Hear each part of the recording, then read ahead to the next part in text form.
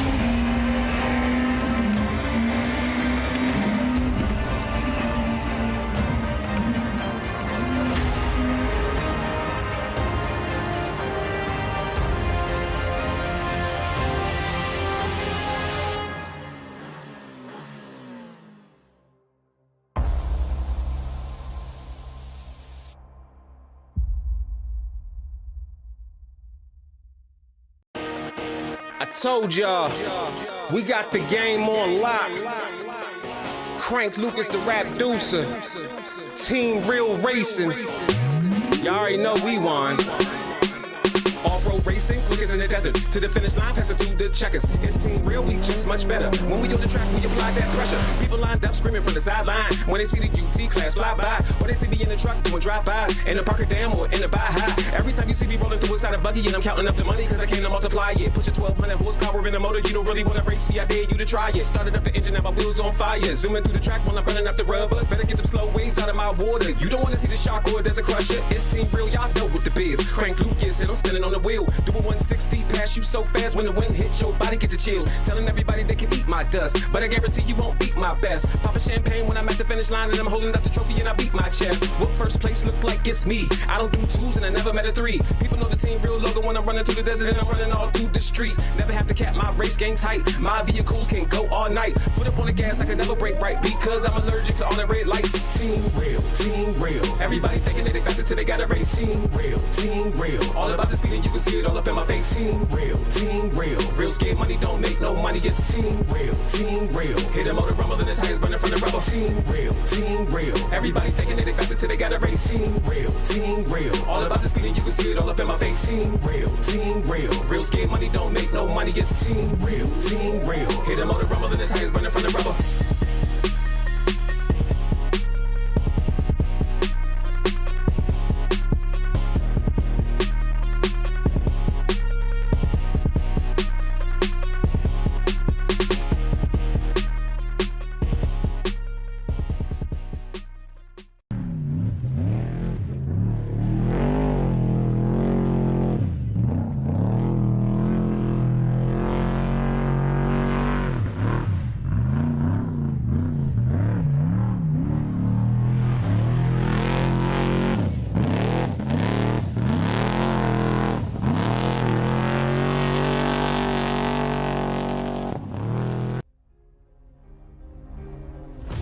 so much to look forward to, including crowning our very first short course National Series World Champion.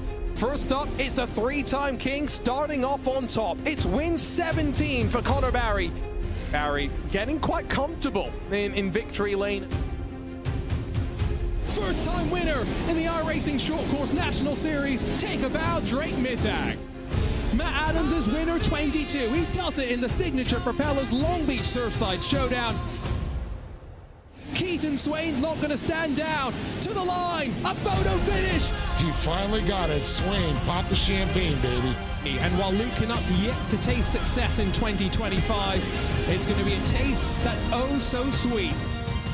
Her first win in the National Series through Calamity Corner. Crystal King gets it done.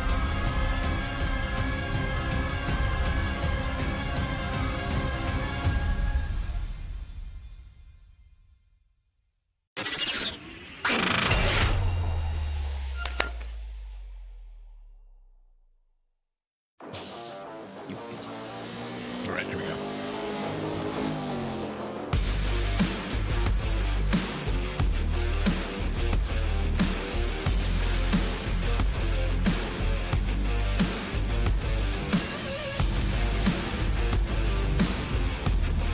Welcome down to the Glen, ladies and gentlemen. We're set for round number 3 of the iRacing Short Course Pro 2 National Series.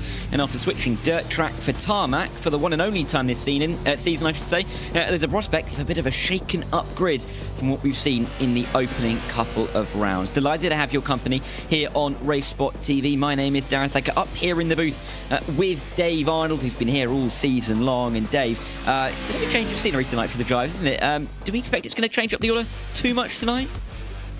Oh, I'm going to say the guys that have a little bit of road course. We got some drivers that do some road racing out here, but these Pro 2s, it's a whole nother animal too. So some of the drivers may be able to figure them out a little bit faster than others. I think the street guys, that have done it might just have that little bit of an advantage. So we kicked it off at Firebird October 1st, Park River, and then from the dirt to the Glen, Watkins Glen, street racing. Then we go off to Wild West Motorsports October 22nd, followed by the finishing up in Crane International Raceway. So you can see that Watkins Glen just doesn't, one of these things doesn't quite like the others. But we've done Long Beach. We did the Pro 4s. We haven't done with Pro 2s, really have seen. So I'm kind of excited about this, Dara.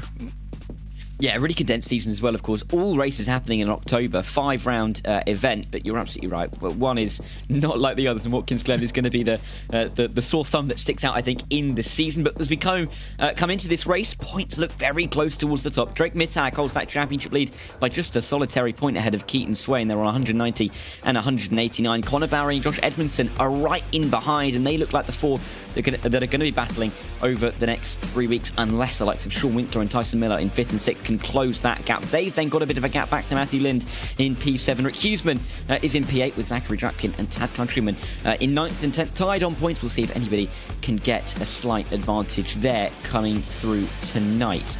Of course, as has always been the case this season, 10-minute qualifying session to set the grid. Top 16 will automatically qualify for the main event, and then of course we will have our last chance qualifier races to come.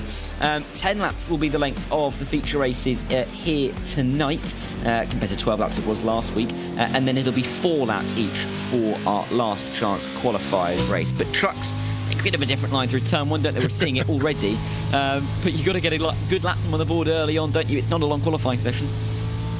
Yeah, I've just seen it going over the curves, over the apron area, going on way outside. Not something to do with normal, we call it a road course racer, because suspension just doesn't like that stuff. But these things are designed for it.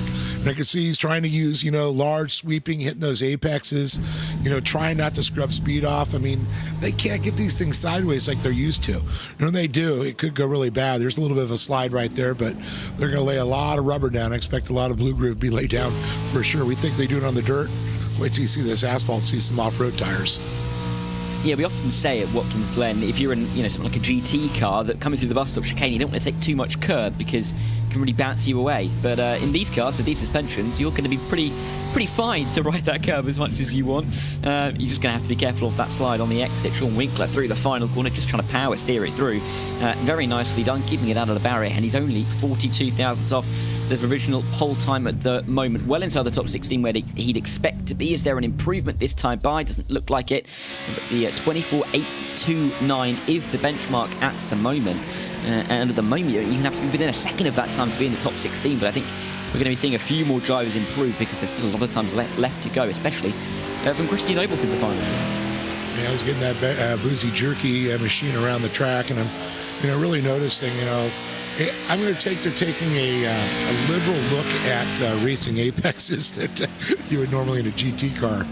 You can see that quite a bit, looking like he's slowing down a little bit there. We're going to go back on board with Tyson Miller, the Terminator, out there. We'll see how he's going to do comparing up here.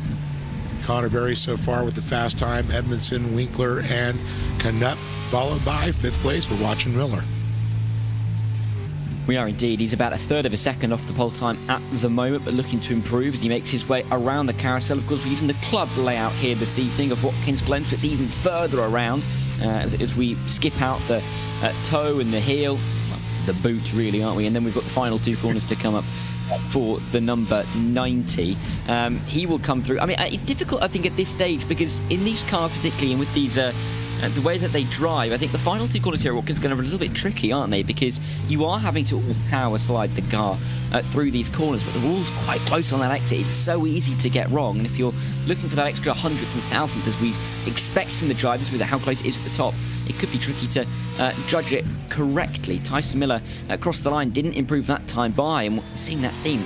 Any drivers able to improve after their opening runs?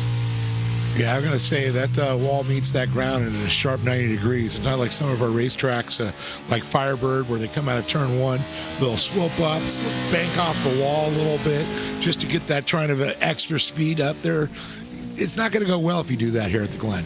That's for sure. Those, some call them Jersey barriers back east. I don't know where they're at. We refer to them as Jersey barriers out here on the West Coast. We call them the K-rails. They're not too friendly. They're not at all, are they? And again, a bit of a change from what we've seen on dirt tracks in the last couple of weeks. Only a few drivers left to set one of their laps because they have 4 laps each in this qualifying session. 10 minutes to set those laps, but only the 4 flying laps that they are able to complete. So not too many more drivers, I think, that have many laps left on their quota. Tad Countryman is one of them, though, and he will come through the carousel once again. 2 minutes 45 left on the clock. So as long as you're starting your penultimate lap by now, you're going to be grand to complete the rest of your laps. So far wide as we expect from these cars. It's going to be fun, I think, when we get to the races and we just see quite how far the entire field goes off the road in some of these corners. Drake Mittag, there's your championship leader. We've been waiting for his time to pop up. He's gone into P6, maybe not exactly where he would want to be, but safely through. Not having to think about last chance qualifiers for the time being at least. Here comes Tad Countryman up to the line. Is there any improvement? Is there any improvement on the position for the 26? Doesn't appear so. Looks like it could be a similar time. Will stay P4. Slight improvement on the lap time, but no improvement in terms of position. Edmondson, he's the closest rival to Connor Barry at the moment. Can he find that extra half a tenth? Yeah, Edmondson, he really prefers the Pro 2s. He does really well. He's been a little bit struggling, but he's starting to figure it out. And I know he's been working on these road courses quite a bit, too. And I can tell Connor Berry has, because this is not something you just go jump in. If you've been riding in your dirt whole life, it takes a little bit of adjustment to get these lines down. And, man, talk about a wide berth he's taking right there. But one guy to keep an eye out, Drake Mittag, of course, he had the opening salvo in round number 1 when he took the overall win coming out of that one. And it took Connor Berry a little bit last week to finally get that monkey off his back. So I have a feeling, look at that. Edmondson, top time right there, knocking Berry down. But I know Berry has been putting his time in there. Let's see if Drake Mittag can better it as we're coming up here as the time's clicking down. And he's over 125, so did not better that one. Yeah, didn't look particularly pleased about it either, did he? Head in hands for a P6. which is, certainly better than I could be doing anyway. So he's still going to be pretty pleased, I'm sure, about getting through comfortably. But he is going to have to be considerate of the fact that Josh Edmondson, Conor Barry are ahead of him.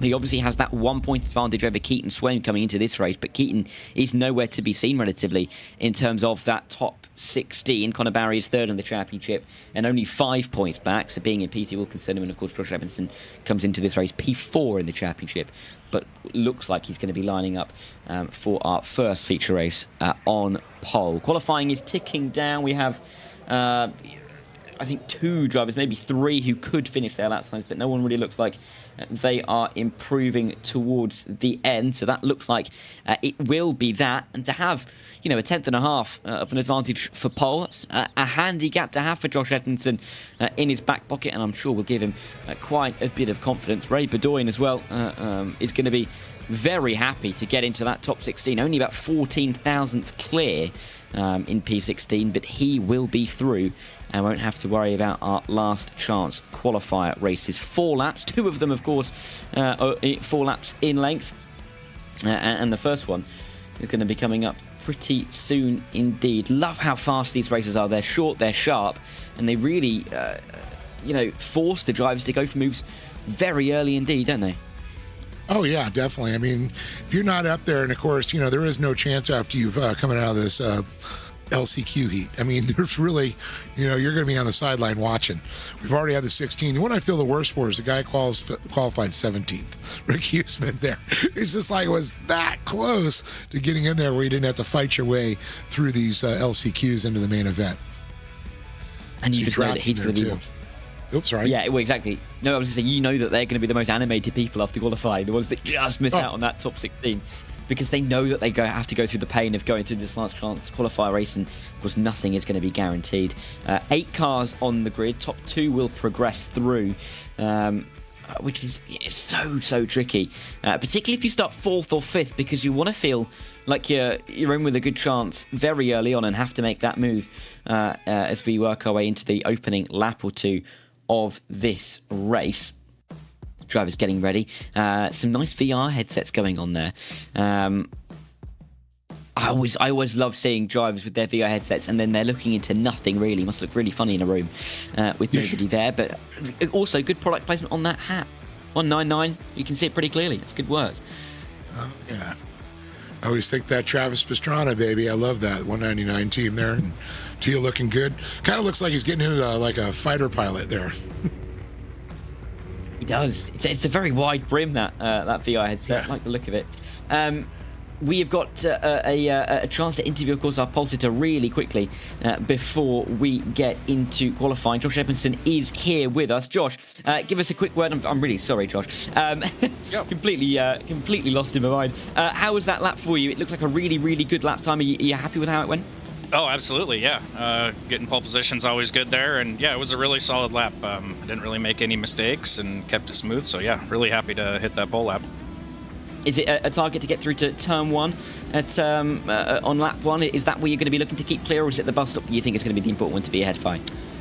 Bus stop for sure. Hopefully a lot of people know that it's not really a good place to make a pass. I think it just compromises everybody, so we'll see though. I think people are going to send it, so we'll just have to be defensive maybe and play smart. Yeah, sounds good. All the best, Josh. We'll like to speak to you after race number 1, but good luck and hope you get away from pole cleanly. Thanks, guys. Josh Emerson there, of course, who I was complimenting on the VR headset very nicely before we got a word from him. But this is the grid for our opening last chance qualifier race. Rick Huseman will go from pole ahead of Zachary Drapkin on the front row. David Weingartner and Scott Marrick will be on row number 2, looking to try and get into that top 2 and progress. Adam McAfee will start P5 in the 18 ahead of the 17 of Trenton Briley. And then it's just a case of the final row. Matt Lass and Solomon Bershinger, who have a lot of work to do, quite frankly, to get through in this last chance qualifier race. But 8 cars on the grid means that they know exactly who they're racing. It's very clear. The maths is pretty obvious. Top 2 progress. Everybody else will have an early end to their evening. But it's not long before we see the pace truck come into the pit lane and we get these 4 laps of Watkins Glen underway. And we will see which 2 drivers will be the next 2. The 17th and 18th to join our 16 already through from qualifying in the feature races. Rick Huseman, Zachary Drapkin on the front row. Who can get the advantage down in towards turn number 1? We're waiting for the green flag to fly here, but there it goes. Scott Marek, Zachary Drapkin. Who can get the best launch? Say Rick Huseman, of course, off the pole. Looks like Drapkin will have a good launch on the outside line. Can Huseman send it down the inside? Doesn't really look like it at all. Trenton Briley coming around his outside as they make their way down in towards turn 1, and Zachary Drapkin has an easy run through the opening turn. Yes, it does. It looks like Huseman's going to be under pressure already. Can Briley get the run towards the bus stop? Yeah, that's the question right there. You can see a great run, though, from Drapkin. Briley really turning the pressure up on Huseman, right on his rear. And you can see it's almost that point where he's going to brake. You got to kind of worry about that, too. The braking points. You know, sometimes you see these drivers to just shoot up outside, try to do a little slingshot move, which may really come off well because that is a road racing maneuver, something we don't see too often in off-road racing. Yeah, and you can just about see Matt Lass and Solomon Bershinger going through the bus stop chicane for the first time, nearly side by side, and that's not going to help them out towards in their quest to get towards the top two. Briley just about going to hold on from David Weingartner. Oh, maybe a little bit of contact as they make their way through the carousel. There's a bit of a risk here if they battle too hard, but Huseman and Drapkin run away with this early. Yeah, they got everybody's not taking as wide as lines as we saw during that qualifying, kind of keeping it tight, trying to protect those positions. You don't want to open those doors up too much because someone's going to put their foot in it. Now you can see a little bit of touch. There's Weingartner on Briley, gets a little bit of an alligator tail going there, but able to recover. But Weingartner's going to get right around Briley. I think that kind of threw him off his pace and lost the momentum. Yeah, and you can just about see David there. Now he has to focus in on trying to get after Rick Huseman and Zachary Drapkin. That is the goal. You know, normally get a nice prize and a trophy for P3, not in these last chance qualifier races. He's got 3 laps to try and close that gap. Rick Huseman going very wide through the opening corner in his quest to try and keep close to Zachary Drapkin, but that second, I should say that gap is about a second between Huseman and Weingartner, and that is the important gap to keep an eye on. You know, lots of relatively long straights here at Watkins Glen, and I think that's going to be one of the main differences, isn't it, between the dirt tracks and these road courses, or Watkins Glen particularly. There aren't too many corners to make up these positions, but Adam McAfee and Trenton Briley are going to try and fight through the bus stop chicane. You don't see this too often, but Briley's just about going to hold on. Can't afford to let Adam McAfee pass at all. Well, pretty much halfway through this one, you're going to start making some moves right here. These are quick laps. You can see Weingartner's back there. He's just below the green line. That means it's going to be a tough day if you can't get up to Rick Huseman right now. Rick and Zachary Drapkin, of course, in qualifying positions. We're going to go on board now. We can get a good sight of Adam McAfee as he tries to hunt down Trenton Briley there, looking for a little daylight. But I'll tell you, these speeds, it's just like there's no place for these trucks really, you know, slow down enough where they rotate or move around. It's more of a, you know, one-liner. You got to really get out there and establish. Yeah, and Adam's got a couple of moves to make, isn't he? He's got to get through on Trenton Briley and then hope that he can gain him. And he's a couple of seconds off, 2 laps to do it.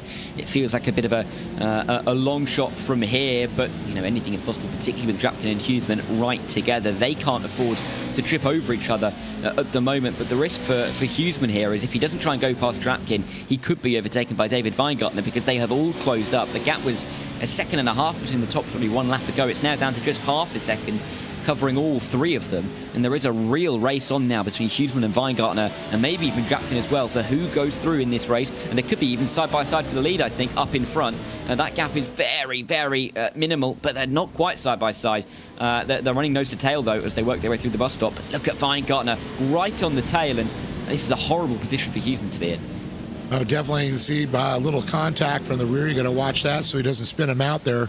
You know, a little contact's okay, side door to door, a little bump from behind, but don't want to change the attitude. So you can see that Weingartner's trying just to stay right on that edge, hoping that Huseman will make a mistake, capitalize it. But I'll tell you, Huseman's elbow is going to get about 10 feet wide when they come around. And he's trying to get there, and you can see now Weingartner looking up the inside. It's going to be a right-hander, though. Huseman will be in a good position. They come around if he can keep them pushed a little bit wider. But Weingartner definitely some good speed. Still door-to-door action going on.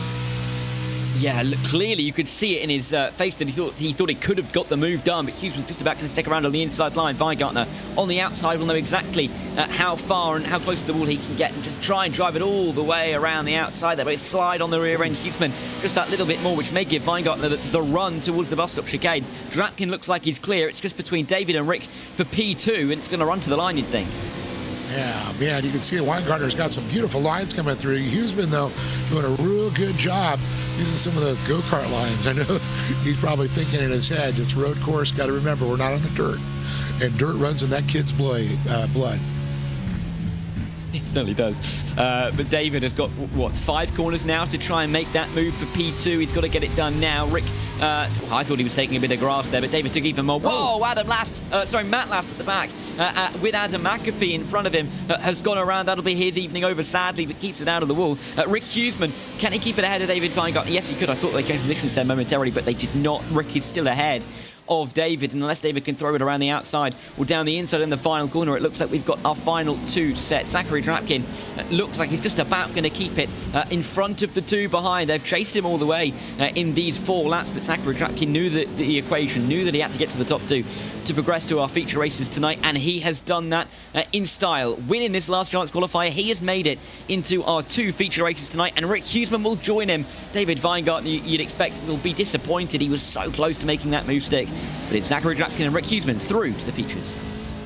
Yeah, throwing a little drift mode in there. Nice run, though, I got to say. Congratulations to Zach Drapkin. A heck of a job there, and Rick Huseman. But I'll tell you, Weingartner, man, a couple more laps, it would have been a battle on all the way to the checkered flag. Absolutely would have, but a great 4-lap race to get our evening's worth of racing underway, and it is Zachary Drapkin who is through after winning the first last chance qualifier race. Rick Huseman will join him after holding off David Weingartner towards the end. Trenton Briley finished 4th, Solomon Berchinger started last, finished in 5th. Adam McAfee and Matt Lass also finished the race, but sadly for them will not progress from this last chance qualifier. And after one, we move into our second last chance qualifier. Again, same equation, 4 laps, top 2 will go through, and it'll be Trevor Teal leading the field to green. Austin Schreiber will be alongside him, and they'll be the 2, warily looking over their shoulders to TJ Staver in P3 and Anthony James, who make up row number 2. Emma Valentina Flynn will start 5th, and Garrett Moore will be 6th. And then the final row, Christian Noble and Aidan Irvin. 8 drivers once again in this last chance qualifier race. Are we going to see more of the same with the top 2 just about sneaking away, or will we see the second row cause a little bit more havoc? We will wait and see.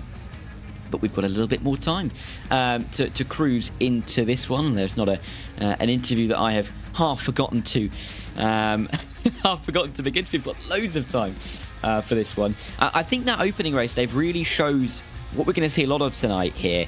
You can go side by side pretty much anywhere here, but there is a lack of corners where you can really chuck it around that side. Almost a lot more dead time down the straights than we get at the dirt track, which means the drivers are going to have to be more almost effective with their moves tonight. Yeah, you're going to have to do it. I mean, with Weingartner, you saw him making the big run on the outside there. The problem is he's putting himself on the outside. It's always a longer distance. When you're going to a right-hander, and there was a lot of them, even through a little chicane section there, he seemed to get stuck there. You got to kind of, I guess the strategy is getting up there to get inside. So if you do get a run, you can kind of get that foot in the door there to get through and take that apex away. Yeah, and the apexes are so critical here. Such long radiuses of some of these corners. You think of the carousel and how much rotation you have to put into the car. If you're on that outside line, you need a miracle, quite frankly, to make that move work. Saving grace, I guess, at a couple of these corners, particularly at turn 1, on the outside line. I kind of touched upon it when we saw it on lap number 3. If you're on the outside there, you know exactly how far wide you can go because the wall is your stop. If you're on the inside line, it's almost tricky to judge exactly where that car on the outside is going to be. So in a way, a couple of these corners do favour that outside line and the run that you're going to get out of them. And then others, you really have to make sure you're on the inside. If you're around the outside at the bus stop, you're not going to get to the inside for the second part, right? Yeah, definitely. You're going to be stuck on the outside there. And of course, if you got to watch it too, if someone pushes you a little too far, they might put you into the wall too. Yeah, that's always the risk, right? You never want to find yourself stuck on the outside and eating some concrete. What do we expect from this race then? 4 laps, top 2 again look like they're going to have a good run towards turn number 1. Any names further back that you're looking at in terms of maybe getting towards that progression line? Man, I'm going to say if you're the top 4 cars in there, I think that's what I'm going to have to stick for. It's going to be a hard rush. I think it's the reaction time in the start too is going to really push you out there. So you got to be the top 4 and get the run, and you got to be smooth. You got to have no contact, and you can't get no wiggle waggle in there because the rear end breaks loose just a little bit. It's going to give that blink of an eye for somebody to just get a little bit of a jump on you.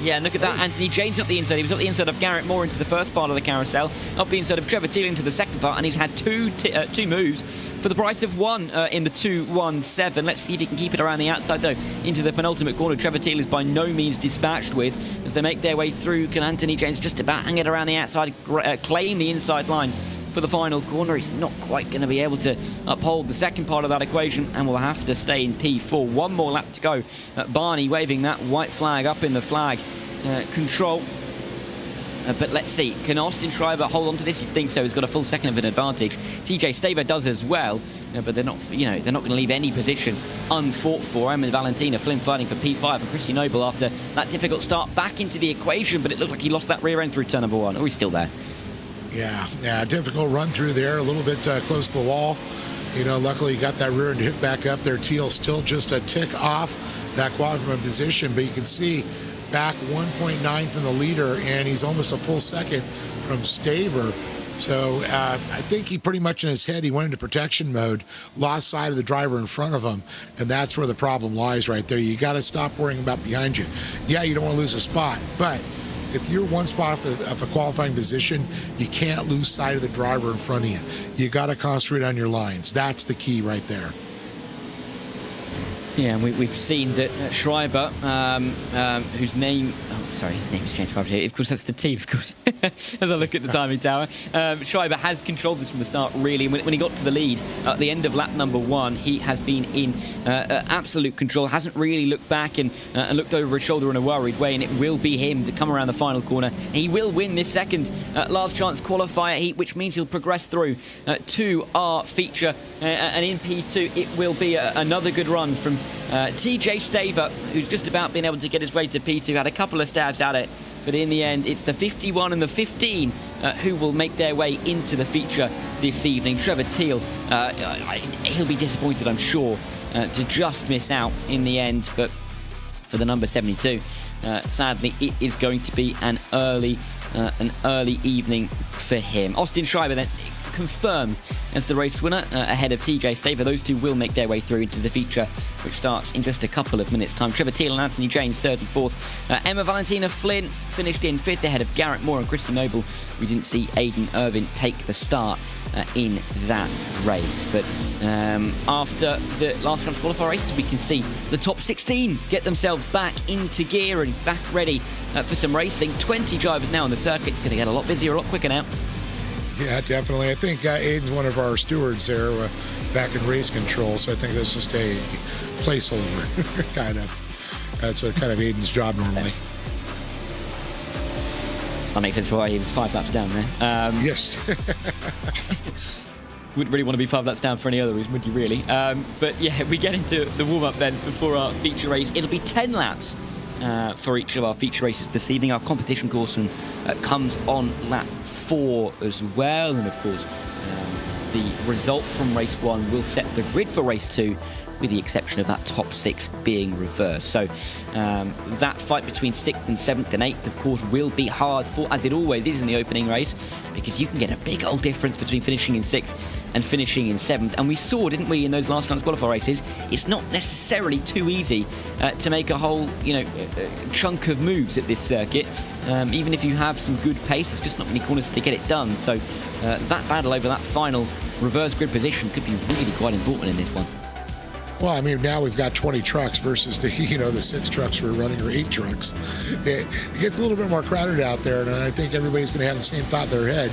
At what time are you going to split out and make the move and hope somebody else isn't doing the same for you? Because this track, definitely the guys, they're not running sideways, they're not 3 wide, basically rotating around a corner. It's all about being smooth. You get sideways, you're going to lose speed here. You're going to go to the back of the pack. And again, I mean, this now I'm going to say with this many laps, you're going to have to be top 6, or you're going to have a smooth run. Yeah, you certainly are. You really want to be in a race situation, being put into the grass on the inside going in towards the bus stop, but luckily this is warm-up and everyone is... no one's really going to be too concerned about their finishing position in the warm-up section, but I think this opening race definitely has a lot riding on it. Of course, thinking back to the championship that we haven't really thought about since qualifying, we of course have our championship leader in the form of Drake Mittag, who qualified in P6, so is on that bubble. We'll have to be wary. And also slightly concerned on the fact that Conor Barry and Josh Edmondson, who are within 6 points of him coming into this race in the championship, are starting at the front of the field. So a little bit of work for Drake to do, and he's got to be careful of what Conor and Josh are able to put together.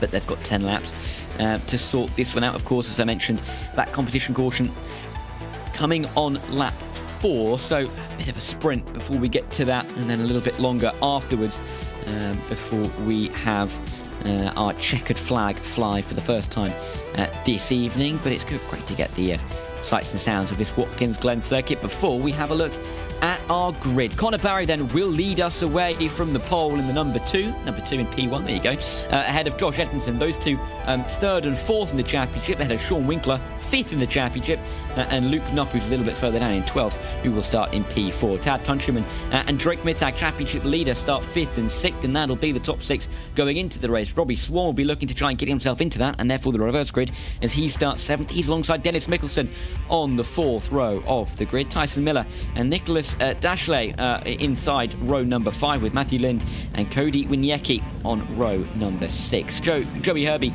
and John Nobinger on row 7, ahead of Cody van der Veer and Ray Bedoin, who was that final driver in qualifying to make his way into the top 16. Zachary Drapkin and Austin Schreiber are 2 winners from our last chance qualifier heats. Rick Huseman and TJ Stava are 2 P2s, and Trevor Teal will find his way to P21 on the grid, I do believe, although he will not. That, I believe, was a timing glitch from the last chance qualifier that I saw from Aiden just a few minutes ago. So it will just be those top 20 to go through, and we are rolling on the formation lap. 20 trucks on the grid. This is going to be exciting for the opening lap, isn't it?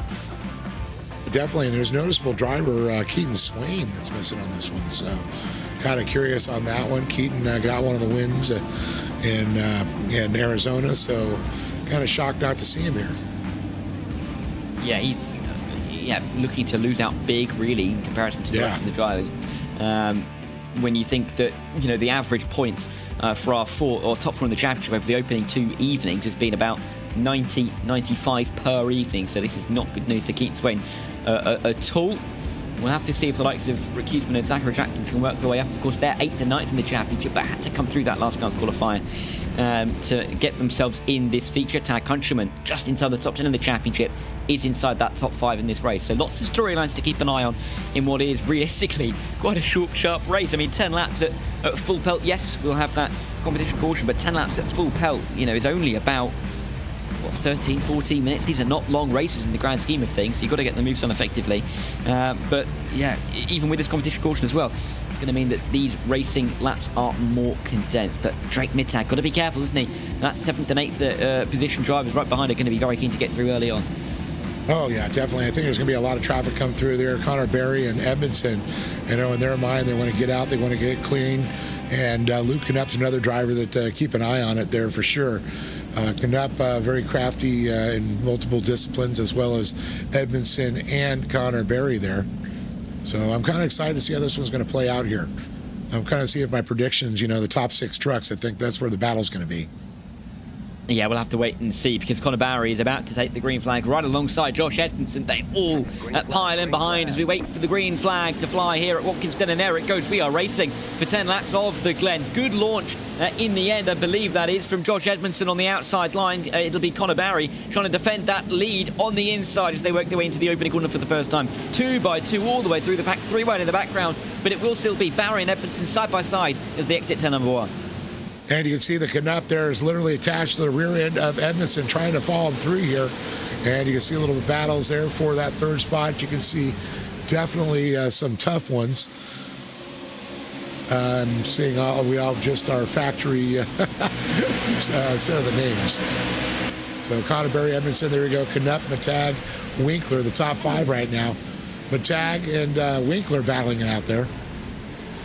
Yeah, they are. A bit of a contact between Josh Edmondson and Luke Knopp as well as they made their way in towards the bus stop chicane. Good start, though, for Knapp to get away in the opening couple of laps side by side in behind. That is going to be a good move in the end, I think, for the number 51. And making moves early, actually, after coming through that last chance qualifier race. But side by side all the way off of the apron as they work their way through the carousel. That was, of course, Austin Schreiber making moves up to P13 already after starting, I believe, P17 in this race. So a good start for him.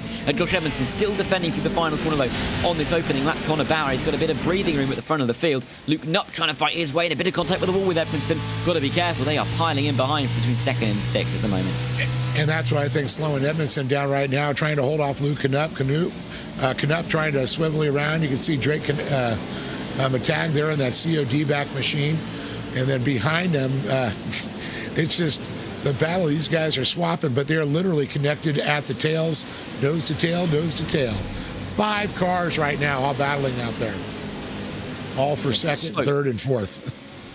Yeah, apologies. Yeah, it's so close for those important positions as well. And I mean, if they can keep themselves in that top 6, of course, they're all going to be battling each other just in that reversal by the time we get to our second feature race of the evening. Drake Matag, our championship leader, there he is on the bottom right-hand side of your screen. Face of concentration as he bounces his way over the curbs at the bus stop right behind Luke Knupp. It's a good start from him, really, when you think about it. Of course, started in P6 and had to be careful of the drivers behind, but instead of looking behind him, was making moves forward.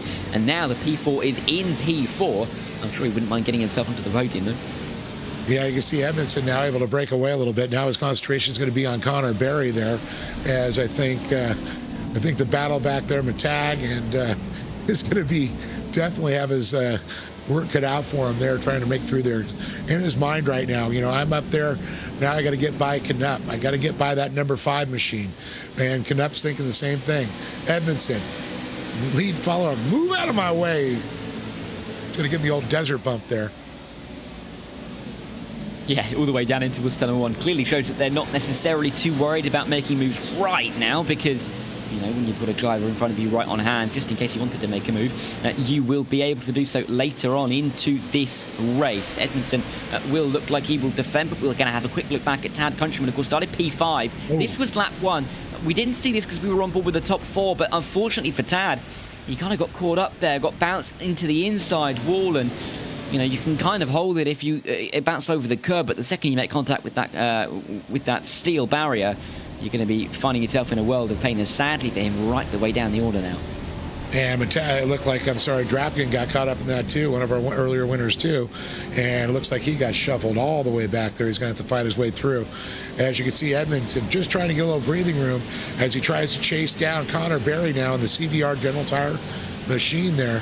But Knupp definitely on the move. You know, I can see Knupp. He's just trying to see every time he's trying to do a move there in Edmondson, he can see, you know, Drake Matag back there, and he's got to fill that hole every time.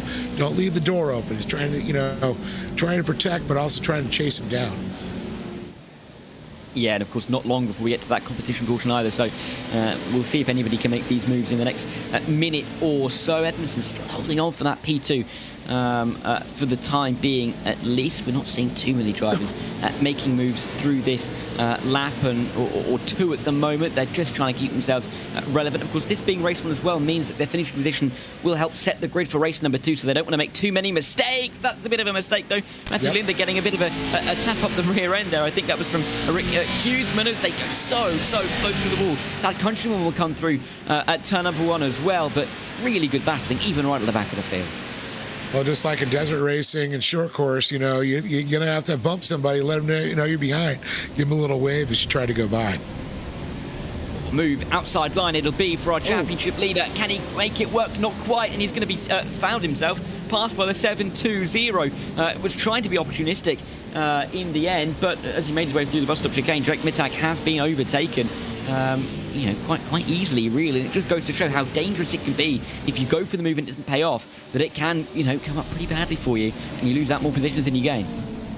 Yeah, Matag looks like he's, you know, still there. You can see he's up to 3rd place now. Winkler and Knupp now have switched around. Winkler was the one able to get by. Drake able to hold on to that 3rd position as he made that move there. He's got the COD, the all-blue machine there. Another 2nd generation off-road racer, so it's awesome to see. Yeah, absolutely fantastic as we see Mickelson try and get his way towards turn 1, but of course that's the end of lap number 4, as we'll see. Oh, good line through there, through the opening. Yeah, I thought we were competition caution, but then they went really wide. Are they still racing? No, they're not. We are slowed down after the opening.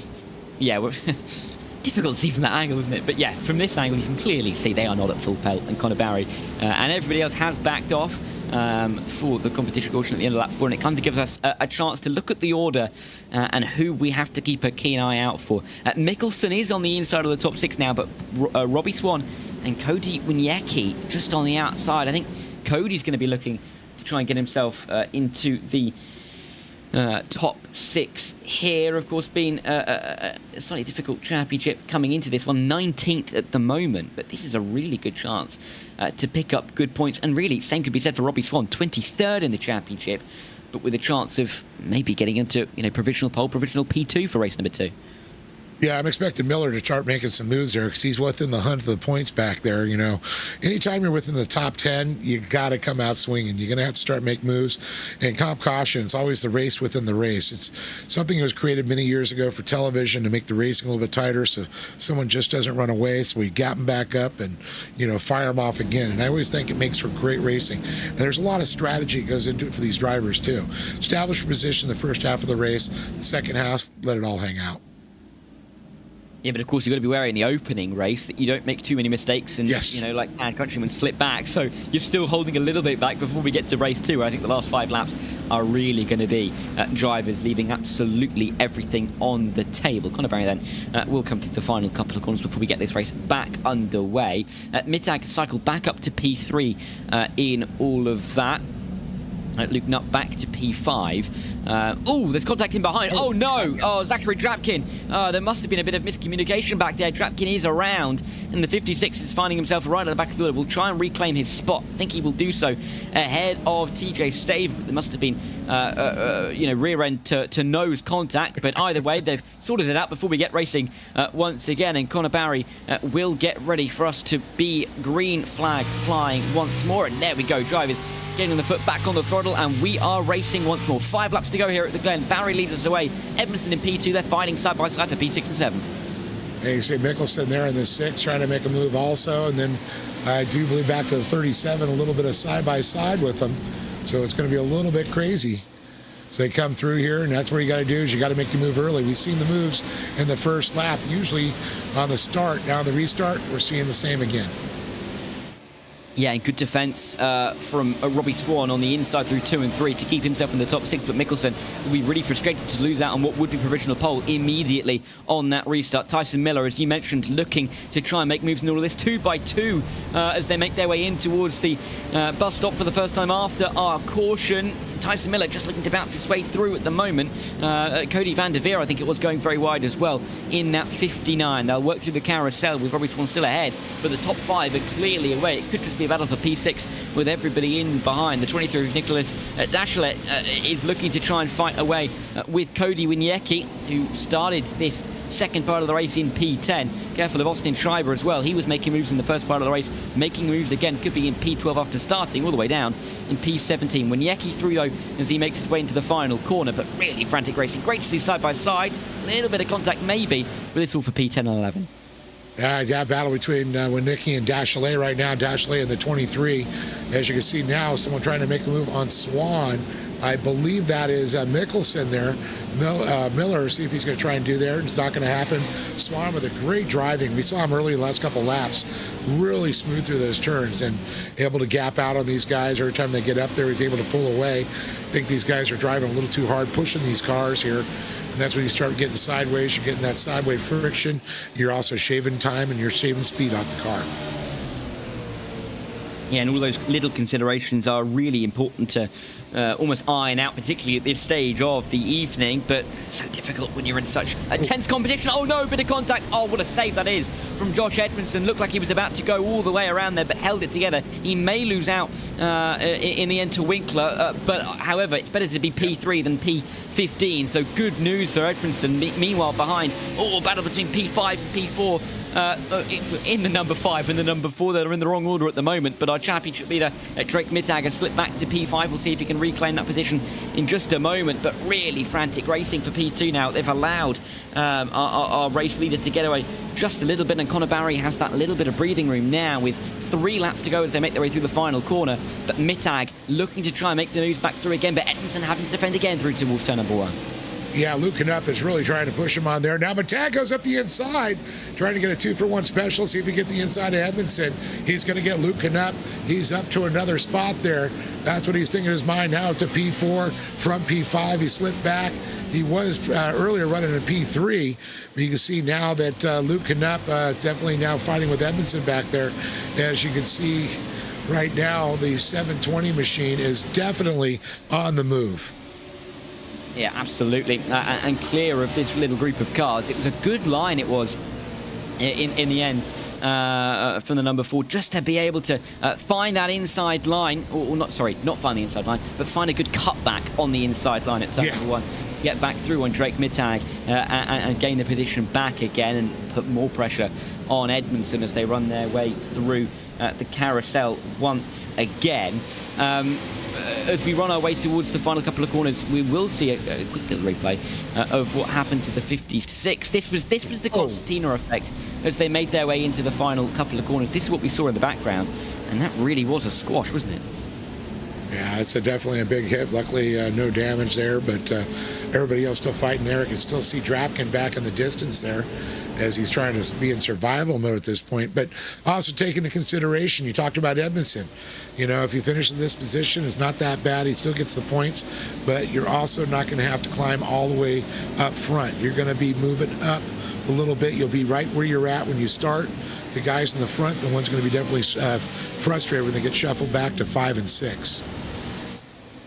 Yeah, that's when you start getting worried. 2 laps to go, isn't it, before we do see the end of the race, and where we will see P6 become P1 for race number 2 and P7 remain P7 for the start of race number 2 in terms of the grid. So that's an important distinction to make. Tyson Miller is fighting with Dennis Nicholson. You can see that in the background, actually. I think they're going to be side by side, you know. There they are, exactly side by side. Tyson Miller, the driver that you mentioned, Dave, to make moves, has made the move, and the important one to P6. Mickelson trying to hold it around the outside, can't quite do so. And Miller, he started this second part of the race in P9. He's worked his way to P6, but Mickelson's up the inside. He knows he can't really let this position slide, and he's trying to keep himself involved in the battle. They are having a great little tussle now as they work their way towards the final 2 turns. Well, you got to remember, Tyson's the Terminator. He says, I'll be back, as he fights his way up through there. I got to say, he's got his own little group back there to fight with. As you can see, everybody else in front of him, Mickelson, Matag, Knupp, Edmondson, Winkler, and, of course, Barry, who's running away with this one. They've got their groups of sections. Right now, it's just in survival mode. You know, we've got 9 laps down, 10 make up the distance here. We're coming right down to the wire here, I think. Mickelson and Matag, though, will definitely be sitting pretty, and the pressure will be on them going into the second race here today. Yeah, get your chips down for who's going to finish in P6. Only one of these drivers is going to be on pole, and everyone else is going to start from 7th down. Really big prize to win it. Not necessarily the top points, but really good chance for race number 2 as well. Wide in the background, I believe that is Cody van der Veer. Actually, it's Nicholas Dashley who's trying to keep it together, but Cody Winicki's through. Zachary Drapkin through on John Nombiger. Austin Schreiber in there as well. Really frantic behind, but it looks like it's going to be Robbie Swan to defend from Dennis Mickelson as they run in towards the bus stop. Half a lap to go here. Who comes out on top? Mickelson to the inside. Yeah, you can see Mickelson trying to make the move now to the inside there of Swan, but Swan trying to answer that, lean on him. Here comes the Terminator, almost 3 wide through this turn, but it's going to be Mickelson getting the move on Swan. Mickelson up to 6, Swan back to 7. He's been so smooth, but here comes Van der Veer when Nicky is also on the move. Miller goes back to 10th. He just starts sliding back, starts making the moves. You can see that pack, the front runners, and they're all running like, scared dogs up front right now. Connor looking rather relaxed. Yeah, he looks... there's almost a smile on that face as he comes through the final corner. You can just about see it in the corner of his mouth. Oh, careful in behind. That's Luke Knupp spinning. But as he has a couple of issues, Connor Barry will come through easily for the win. Sean Winkler and Josh Edmondson second and third. Mittag and Knupp. I think there was a little bit of contact through there. Look at these guys, though, for P6. Into the grass, spinning around as they cross the line in the air. Crazy finish to this opening race of the evening. Robbie Swan finished just behind Dennis Mickelson, who will be on that reverse grid pole. What a way to end the opening race of the evening, though. Cars here, there, and everywhere across the start-finish line. Yeah, I think Drapkin found a few friends back there. They wanted to get up and close and share some fiberglass. That they did, but in the end it was Connor Barry who won that opening race here, or opening feature race here this evening, and will take all the points for it. Sean Winkler P2 and Josh Edmondson in P3. Hopefully we'll get a quick word from them in just a minute. Championship leader Drake Mittag, he's the number 4, finished P4. Luke Knupp, he's the number 5, he finished in P5. Nice little bit of synergy there. Dennis Mikkelsen won that big battle. They were 5 seconds off that top group of 5, but he will be on the reverse grid pole after finishing in P6. Robbie Swan, Cody van der Veer, Cody Wieniecki and Tyson Miller, who was in P6 on the penultimate lap, slipped down to P10, will have to settle for that 10th place finish. That's the top half of the grid. Bottom half started by Nicholas Dashley, who finished in 11th ahead of Zachary Drapkin and Austin Shai, but all 13, well, down to P13 was that big clump of cars fighting over P6. Josh Numinger actually involved in that as well, I should say, with Matthew Linder and Tag Crunchyman, who spun on the opening lap but recovered to be only some 2 seconds off P6 come the end of that race, but sadly all the way down in P16. TJ Staver 17th, Ray Bedoin 18th, Rick Huseman and Joey Hervey will line up on the back row of the grid for race number 2. But just as I was about to bring in Connor Barry, he says interviewing me last, he's been on the session, that's fine. We will move straight on then to our P2 man, who was Sean Winkler, who should join us now. Sean, welcome in. Congratulations on the P2. Talk us through that. That was a really tricky race, particularly in that battle for second and third. It was up and down, but are you happy to come away just about with that P2? Yeah, I'm happy. I moved up a spot, qualified P3. Those guys are super fast, obviously, so we did the best we could. And, kind of got a weird start and dropped back a couple spots, got one back, and then there was a little contact in the bus stop, so I just kind of had to make that move, and I just kind of went around the outside and got into P2 and tried to track Connor down, but he's super fast, so it's hard to reel him in, so I'm happy with second place. Yeah, and of course, just about edging out your championship rival. Well, I say championship rival, edging out Josh Emerson, lost out to Connor Barry, but also ahead of Jake Mittag. You'll be behind him for race number 2. What's the strategy going to be starting P5? Yeah, we're just going to try and get a good start best we can, stay clean through the first couple corners, and then kind of let everything settle out and see what happens, and try to take advantage of any mistakes out there and move up as far as we can. Yeah, sounds like a plan. But well done, Sean. Good job on the P2. Yep. Maybe see you again in just a few minutes' time. I hope so. See you soon. Thanks, guys. Sean Winkler there, P2 in that opening race. He was trailed just by Josh Emerson, and Dave, he's in to have a chat with you now. Josh, what a great run there! But I gotta say, the battle with Sean Winkler, and then again Luke Knupp, Matag, definitely handling you. You just guys are going door to door, 3 wide at sometimes.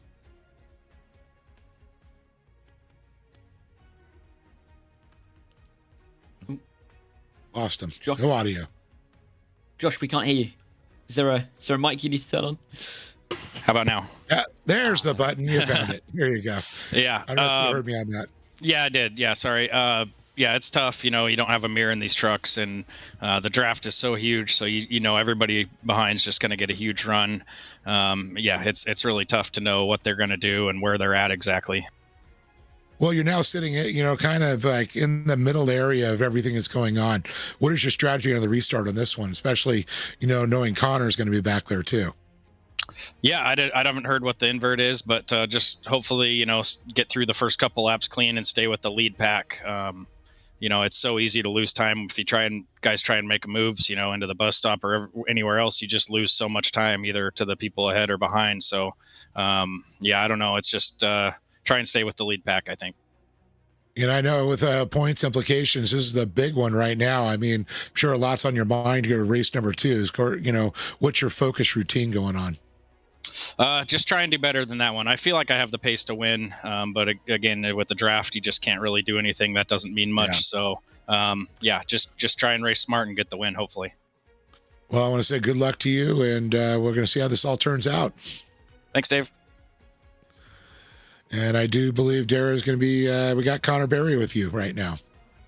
We do. Race winner from race number 1. He was setting up the session after winning the opening race of the evening. Connor, welcome in. I mean, that looked like a relatively calm race for you at the front in the end. They were fighting in behind. Did it feel like that?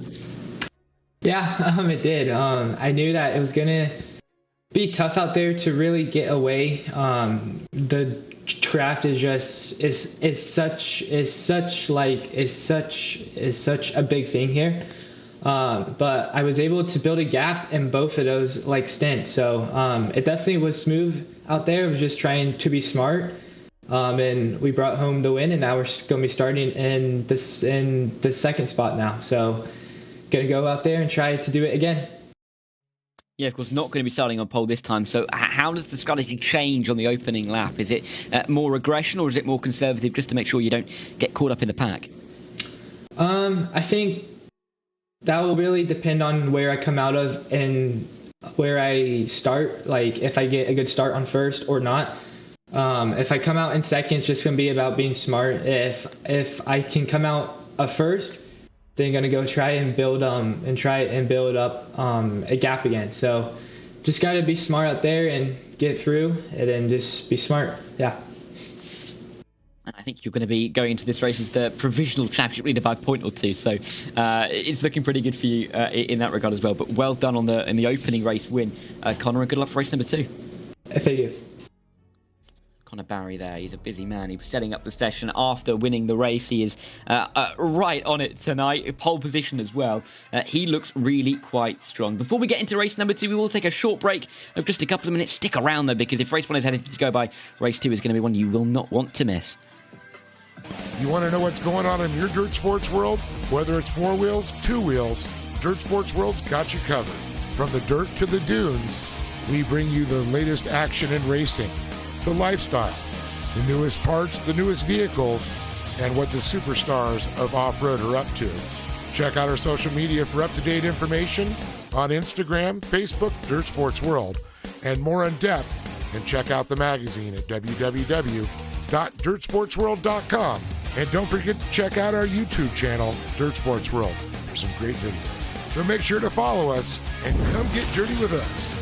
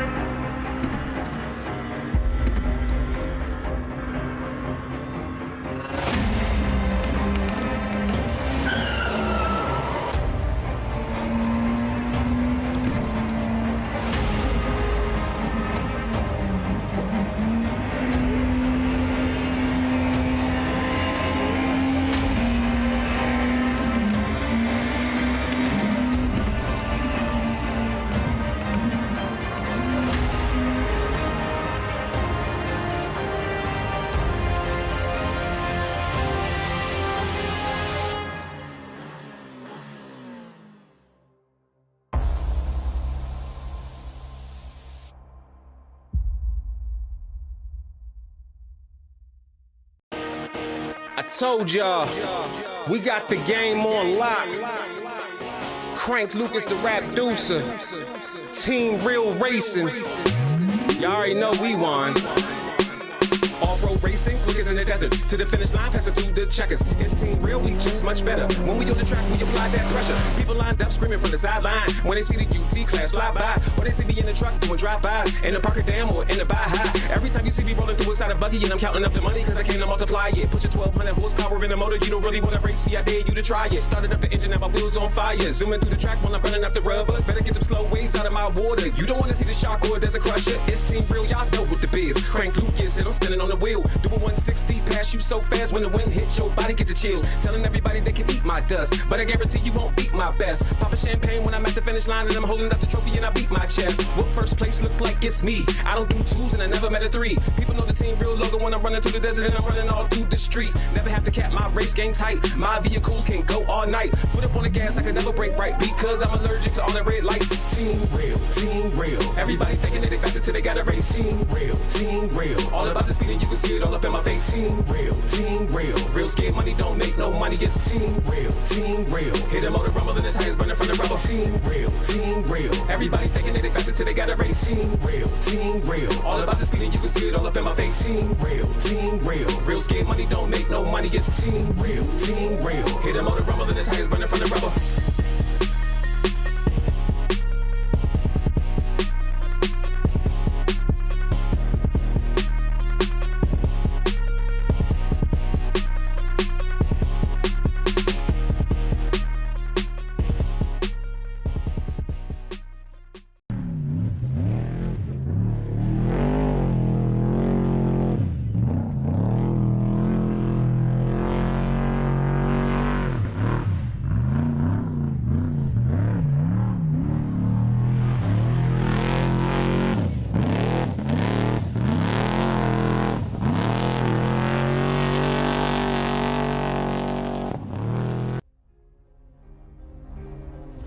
So much to look forward to, including crowning our very first short course National Series World Champion.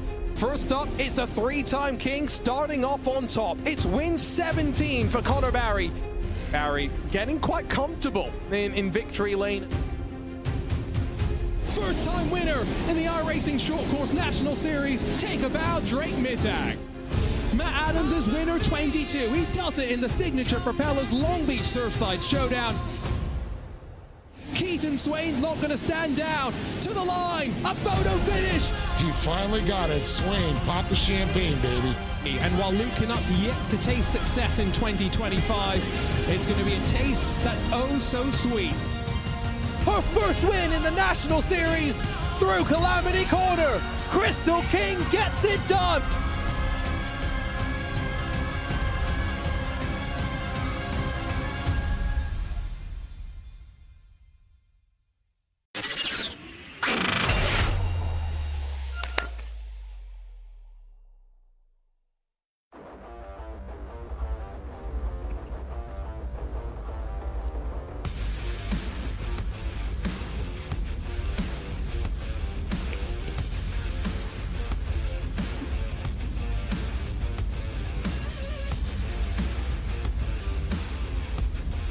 Welcome back to the Glen for race number 2 of the evening here from round 3 of the iRacing Short Course Pro 2 National Series. It's been a good evening so far. We've been through qualifying, our last chance qualifiers, and had our first feature as well. Top 6 have been reversed, and we are going to be looking to get going, or top 2 I should say have been reversed after that one, and we are going to be looking to get going relatively soon. I say that because Sean Winkler will start on the pole ahead of Connor Barry. It'll be Josh Emerson who finished in P3, and that will start P3 Drake Mittag, Luke Knupp, and Dennis Mickelson 4th, 5th and 6th. We roll further back for Robbie Swan and Cody van der Veer on row number 4 as they finished in race number 1 with Cody Wozniacki and Tyson Miller on row 5. Nicholas Dashley and Zachary Dratkin kick off the bottom half of the grid. They make up row number 6 ahead of Austin Schreiber. Keep an eye out for him. Started P17 in race 1, made moves early on. We'll see if he can replicate that for race 2. He's ahead of John Nobiger. Matthew Linder and Tad Countryman make up row 8 with TJ Staver and Ray Bedoin on row 9 with Rick Huseman and Joey Herbie on row 10. Aiden Irvin, he's in the session just as an admin. Don't worry about him. He will not be taking the green flag. 20 cars again on the grid. Big evening in the championship this, isn't it? Not just for the for being the only road course that we'll go to this season, but we've had a few newer names towards the top, but also this is the third round of 5, Dave. It is going to be a really big milestone in the championship, because coming into this race you've got more than half the championship to go. Coming out of this race you've got 2 rounds left. It's a short championship, and the points you score tonight in the championship position you find yourself in is going to be crucial. Oh, yeah, especially Barry takes the win. That should, push him up after this first race. But Tag knocks down Keaton Swain, the big point implications not being here. But I think Edmondson also is going to do well. You know, he's sitting there in 4th in points, so it's going to switch things up tonight. You know, Edmondson, I know his goal is going to definitely have to be in there, and Winkler right behind Edmondson at points. And of course, Winkler came ahead of Edmondson, so now Edmondson is going to have to, you know, fire right back. Yeah, it's going to be a really important start, I think. You know, as we said, race 1, you're setting the grid for race 2, so you're always going to be a little bit more careful. Race 2, after we finish this race and the results are tallied, they're not going to worry about these positions ever again. Qualifying will come around for the next round, so they are going to go hell for leather on the, well, particularly in the last few laps, I think you'd expect. Before we get going, though, Dev, I'm going to throw you hard under the bus. Who do you think is going to win this one? Whoever comes across and gets the checker flag first. I am not my first rodeo. We've all been here, we've all done this, we've all got it wrong many times, haven't we? It's going to be hard fought though, that's for sure. 20 cars on the grid, and the same 2 that led the field in race 1 are going to lead the field away in race number 2, just in the other way around. But is it going to be a good launch from our pole position in race 1 and our race winner Connor Barry, or will Sean Winkler get the advantage on that inside line? We're through the final corner, waiting for Barney to wave that green flag for the final time tonight. 10 laps of racing to come your way, with the first 4 before our competitive caution. But we are racing already. Great start again from Connor Barry. He led into turn 1 on race number 1. He looks like he's going to do the same in race number 2, being pushed by championship leader Drake Mittag as well, who started P4, looking to get to P2, side by side behind Winkler, looking to hold on to second place, but they're going to be 3 wide as they come off the turn number 1. And you can see all of a sudden Connor Barry went a little bit wide through that section there. You see Mittag trying to split the upright between Winkler and Barry right now. He's going to tuck him behind Barry and get that draft. Winkler definitely trying to shoot up the inside now. Barry side by side here. And you can see Mittag just fighting that dirty air, trying to tuck him behind.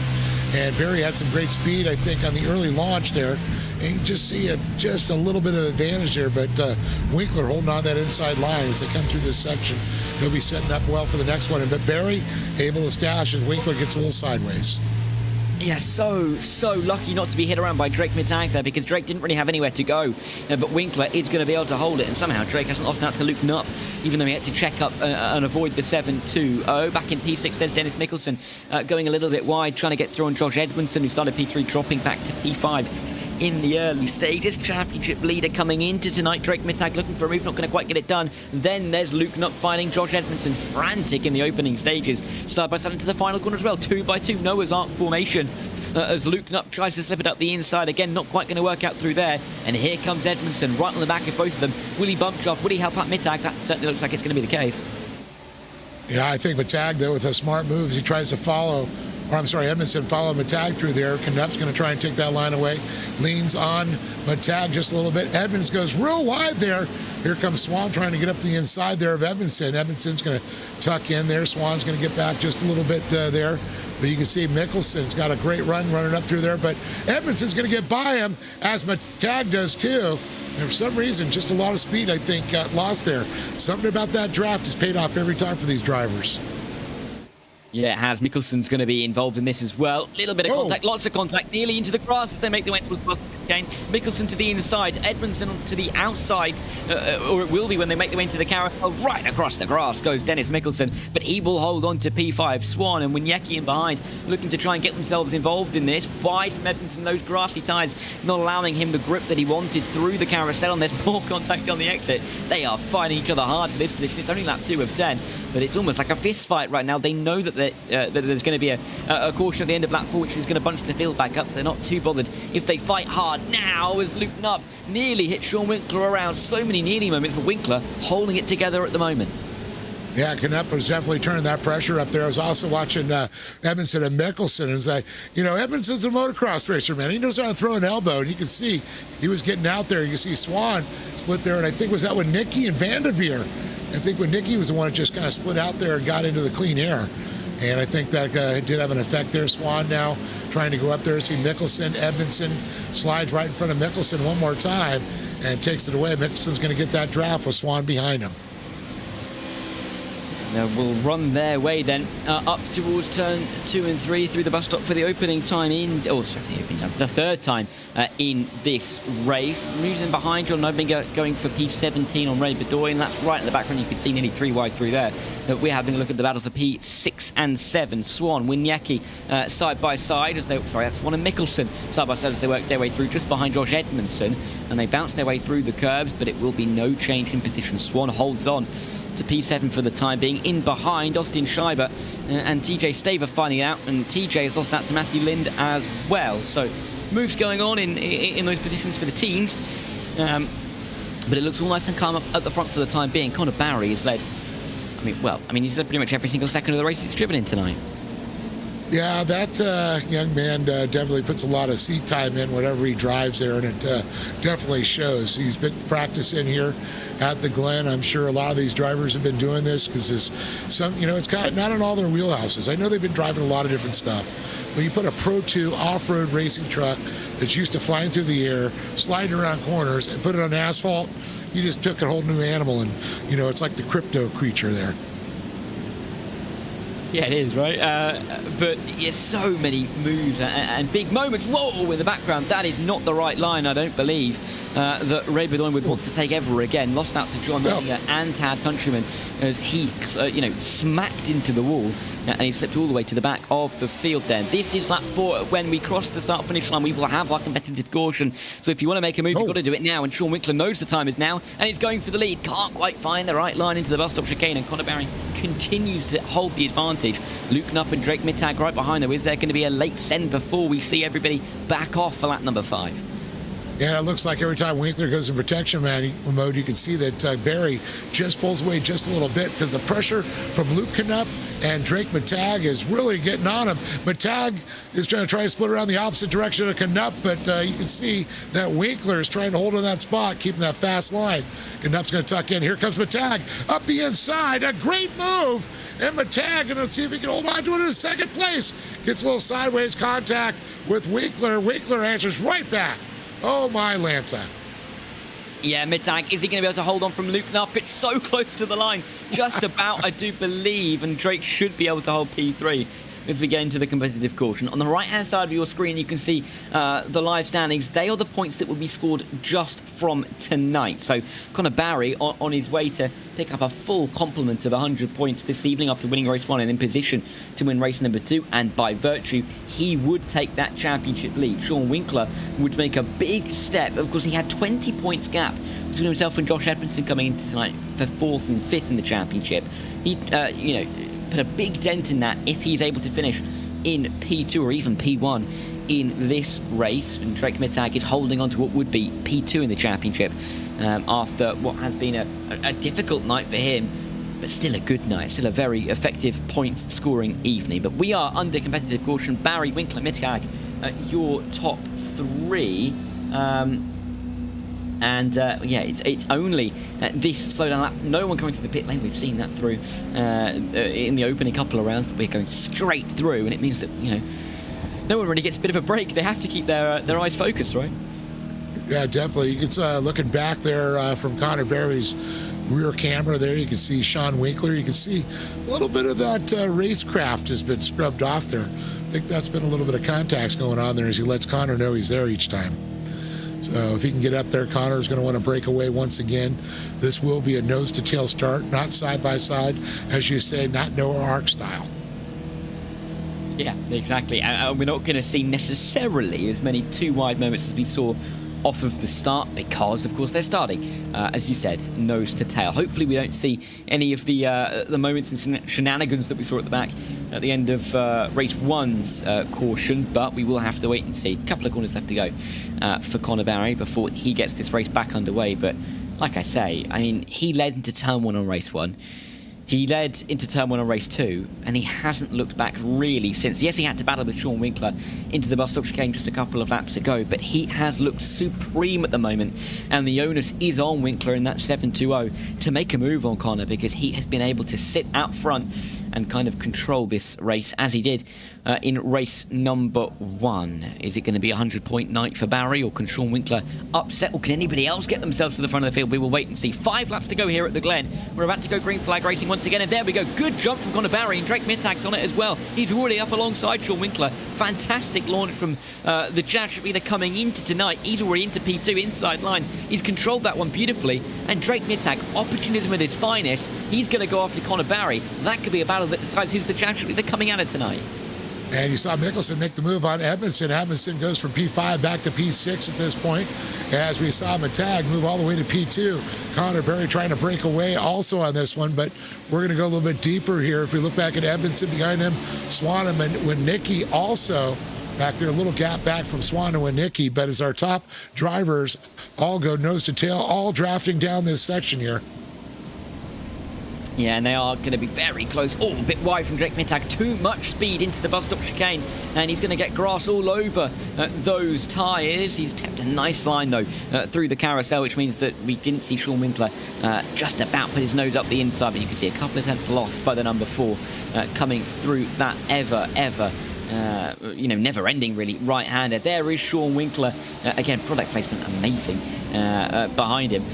But he is in P3, looking to try and put himself into the top 2. And he's got to be careful, though, because if he tries to make the move, we've seen it with Drake Mittag already this evening, you try and make the move at a dangerous point, and you don't quite make it stick. Luke Knupp and Dennis Mickelson are going to be on hand to come through themselves. Yeah, but you can definitely see Knupp right now. He's got the rear of Winnicki, trying to dance around him here as he tries to get back to Winkler. He was sitting right on Winkler's rear bumper there, as I like to call it, the back porch, trying to trespass, trying to kick that back door down. Yeah, and there's been many drivers almost inside Winkler's back porch, as you said, because he's had that many moments, hasn't he? We've seen him losing that rear end from contact at least 2 or 3 times, but he's kept it in a straight line, and it's what has got him through to the top 3, at least for the time being. Can he get back through? And Drake Mittag, is he going to push Drake into going for the lead of this race? Let's see. Well, neither of those things happened down at the bus stop this time by. Maybe into the final 3 laps we might see a little bit more urgency, because again, after the end of this race, forget about these positions. Don't worry about them. They're going to go onto the standings, but for the next race that they'll take part in next week, qualifying will decide the order. So it doesn't matter if they go for the move and it comes off slightly wrong, only in terms of that point standings. Drake still defending for the time being. Sean Winkler looking for the move. Nothing going on yet, and I think we're going to see some moves soon, but no one really too hard in pushing that needle right now.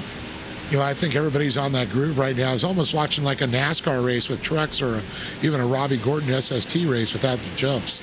These guys are all nose to tail trying to draft here, trying to get these speeds. You can see down this stretch here, across the stripe there, they're going to just go there. You can see the separation. Winkler is on Mittag right there, as you can see Mittag with a beautiful line. Winkler's going to change it up. Let's see if he's going to try to dive to the inside here for this right-hander. Just couldn't make it happen, couldn't find that speed.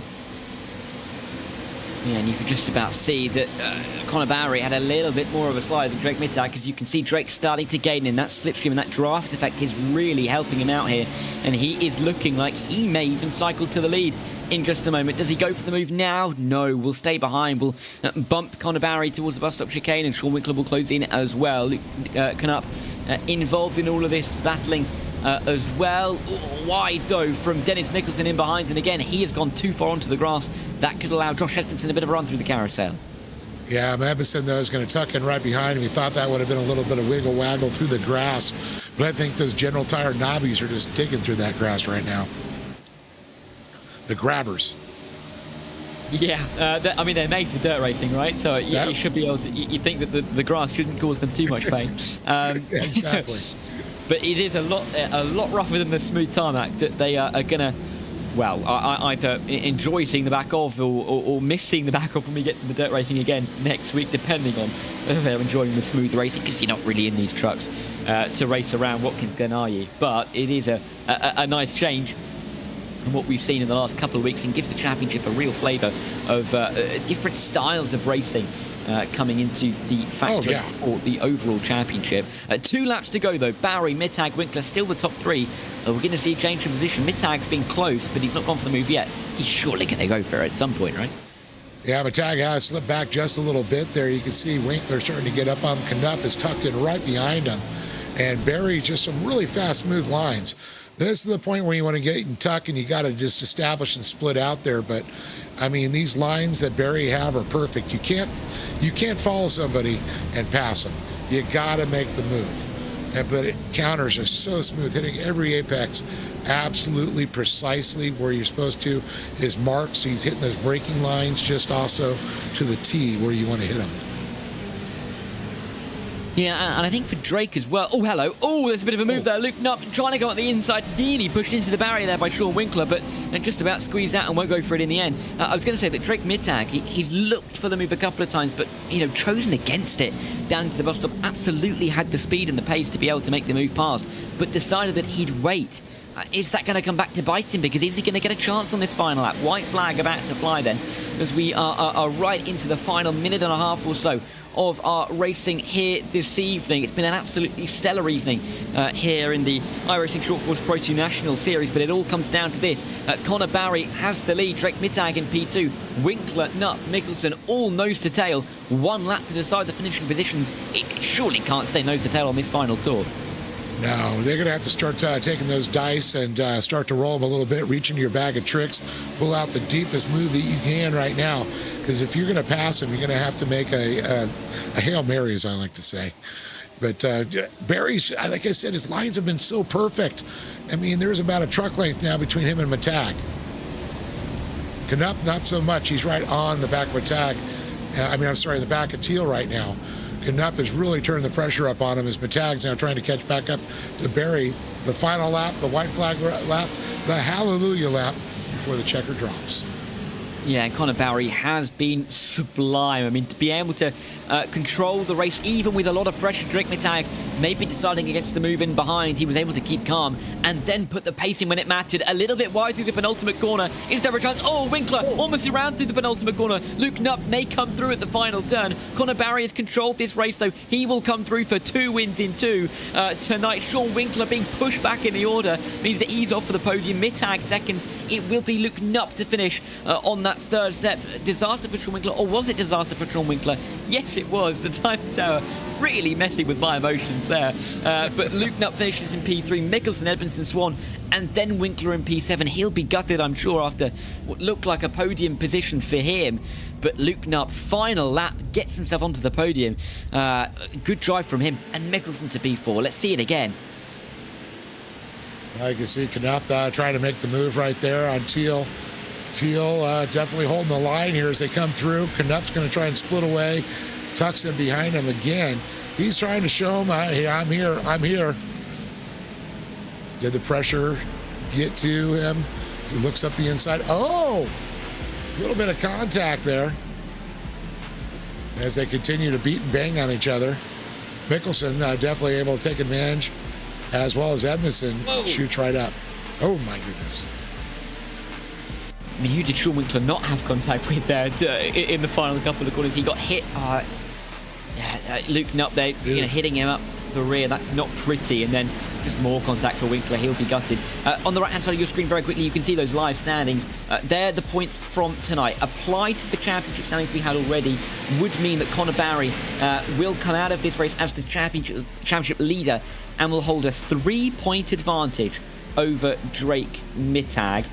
They've pulled away a little bit. Josh Edmondson will be third, but he will be a little bit further back. 10 points back it will be from Drake Mittag, and therefore, if my quick math serves me well, will be 13 points back from Connor Barry, who was our race winner again after our second race here this evening. A little bit closer, though, with Drake Mittag only a tenth and a half behind. After the contact in the final couple of corners that we've just seen, Luke Knupp finish third, with Dennis Mikkelsen and Josh Edmondson fourth and fifth. Bobby Swan just about edged out Sean Winkler by 24 thousandths of a second to finish in P6, with Cody Winiecki in P8. Cody van der Veer and Nicholas Thomas Dashley rounded out our top 10 and the top half of the order.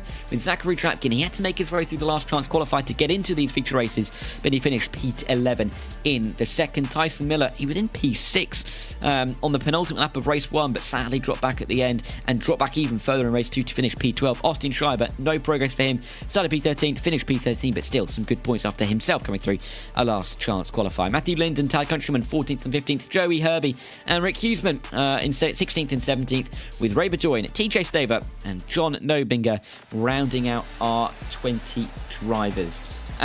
We are going to be able to get a chance to speak to our race winner once again, and that will be Connor Barry. 2 wins from 2. It's gone as bad as well as it could have tonight, right, Connor? Oh yeah, it definitely was a good one out there. I got the lead out of turn 1 and just was smooth and smart, and we got the sweep done.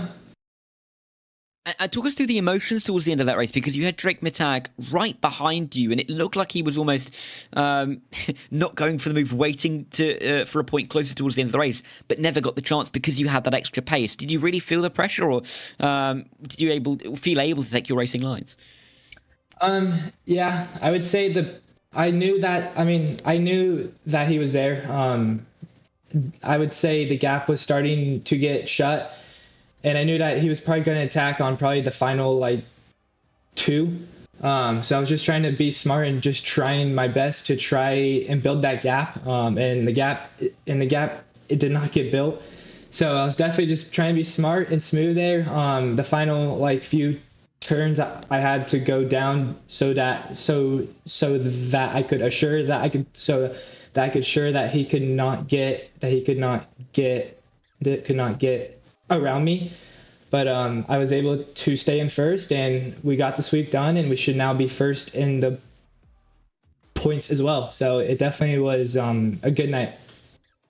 Yeah, you will be first in the points, and a fantastic jump in that regard. Does that change the mindset going into the next 2 rounds, or are you happy, or is the focus still the same of getting that title in just a fortnight's time? I'd say the mindset's probably the same.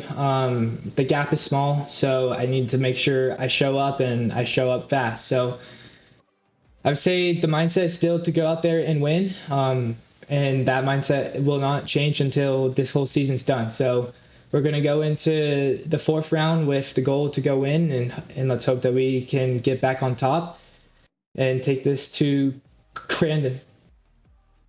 Yeah, and good luck in Crandon, but well done, Connor. Congratulations, double win for you tonight, and yeah, good luck for the final couple of rounds. Yeah, thanks, guys. Thanks, Connor. Congratulations, Connor Barry there, our race winner here this evening. P2 in the end, pushed him close, was Drake Mittag, and Dave, he's going to join you now. Drake Mittag, what an incredible race. You were the points leader coming into this one. And I mean, going from the dirt, you're known for racing in the dirt, and this asphalt, did it give you a little problems? Because it looked like you were doing really well. For how qualifying went, I'm not too bummed. I had the speed coming into qualifying, couldn't lay it down. But honestly, it's not too bad of a night, to be only a few points away from the lead from some of the best in the industry is pretty cool. So bummed I'm losing the red plate, but at least I'm losing it to Connor, a semi teammate, and excited for the next round for sure. Well, let's talk about the battle you had with Sean Winkler, Luke Knupp also. I mean, you guys are going toe-to-toe, swapping positions, but that big move all the way 4th up to 2nd place in the second half of the race. Yeah, Sean was sleeping a little bit on the start, so as soon as the race went green, I got on it, and all of a sudden I realized Sean wasn't moving, so I hooked a hard right and got by him. Now, the big question, and I think the elephant in the room at this point, is watching you drafting Connor coming down with a couple laps to go. Looks like you're almost going to step up, and it's kind of like, okay, I'm going to rethink this. Was like, all right, I want to take myself out, or was it just you just weren't feeling it? To make a move on this track is deadly almost. Every single draft section you're coming into a 90 left or the bus stop, so it's tough. I wanted to make the move. Every racer wants to make the move, but I just thought smarter of it. We have 2 more nights to go, 4 more rounds, so you can make it through this one. You can't win the championship right now, but you can definitely lose it. So just on to the next. Well, the asphalt's behind you now. We're moving on to the dirt, to Crandon, a track you know well. Any thoughts? You're going to have to readdress your brain back to the dirt? I think it might be Wild West up next. If so, Wild West. Sorry, yeah, you're good. If so, I got a lot of work to do. Never been one of the strongest ones at that track. So going back from asphalt back to dirt and not being the best, one of the best at the track is going to be definitely a little tough. But I'm ready to put in the work, and hopefully we have a strong showing next round. Well, we're looking forward to how it's going to play out for you. Say, incredible race, smart driving the night, and I know you probably got some people to thank that helped you put you in that driver's seat. Yeah, for sure. Impact SimSport joined them this year, and so far we're doing pretty good with them, and that's exciting. And then Connor and Josh and everyone, we all put in a ton of effort. That first race, I'm pretty sure we had the top 4 locked out, if not pretty close to it. So on that setup. So thanks to all of them. They put in the effort for the setup, and thanks to Connor running. I think we got about 700, 800 laps on this track before this night. So definitely a lot of laps and a lot of work. Thanks to everybody. Very nice. I noticed in the Mickey Thomas Motorsports on there, did you guys build one of his trucks? Yeah, we built one of his trucks not too long ago. Worked for him this year. Right on. He's a good guy, man. You're a good guy too, Drake, and congratulations again to you. Can't wait to see what you're going to do. Thank you, guys. Drake Mittag there. Great to get a word from him. And will be P2 in the championship going into next week, and only a couple of points off. So good position for him to be in. P3 in that second race was Luke Knupp. Dramatic end to his race. Luke joins us now. Welcome in, Luke. Talk us through those last couple of laps. First of all, really frantic towards the end. Of course, that battle between you and Sean. You just about come away with the P3. How are you feeling after it? Yeah, super happy with the result. Definitely turning the season around tonight. Hopefully the rest of the season can carry on with this momentum. But yeah, the second race was pretty fun. Both races were really fun. I love these trucks on the asphalt, especially road courses, and I think we put on a pretty good show for everyone. Hopefully everyone agrees watching. But Sean was just he was racing hard just like everyone else was, and I felt like I was getting my nose chopped quite a few times, and we're going for the same thing. Like, we're all racing for fun here, and trying to get podiums. And sometimes you got to do what you got to do, and people might disagree on the call, but I'm stoked with coming away with a P3 in that race, and P5 in race 1. Made some mistakes in both that I think limited me, but glad to show some good speed. Yeah, and of course it's put you into that top 10 in the championship as well, as you said, making moves in a really good point in the season. Puts you in a good place to maybe push on a little bit more. Yes, you said that you enjoy these cars on the asphalt, and we're not going to be racing on the asphalt again. But is there anything you can draw from this evening to bring you back to that dirt racing in the next couple of weeks? Yeah, for sure. Learned a lot this past week, practicing and getting a feel for the Pro 2s. Finally able to run up front, so hopefully this can translate to the dirt a little bit better. First 2 starts this season have not been it, so I'm hoping to carry on to some good tracks coming up. And just got to give a huge shout out to APV Simulators. They backed me huge and helped put the series on as well, so huge thanks to them. Impact Race Gear, Team Gold Esports for all they do, and everyone else. Thank you guys. Thanks, Luke. Congratulations in the end there, and good luck for the next couple of weeks. We'll see what you can do. Thank you.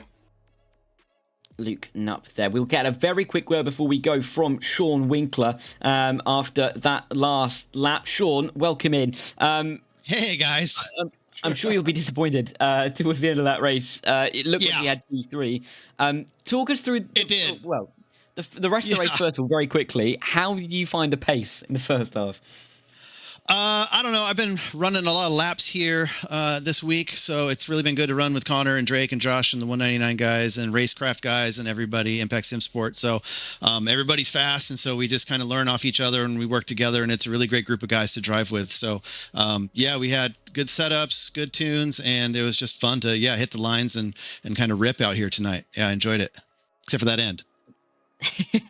Yeah, it's still decent points for your championship. I mean, and you're still involved in that leading battle. Still very much, I think, in the top 4 now in the championship.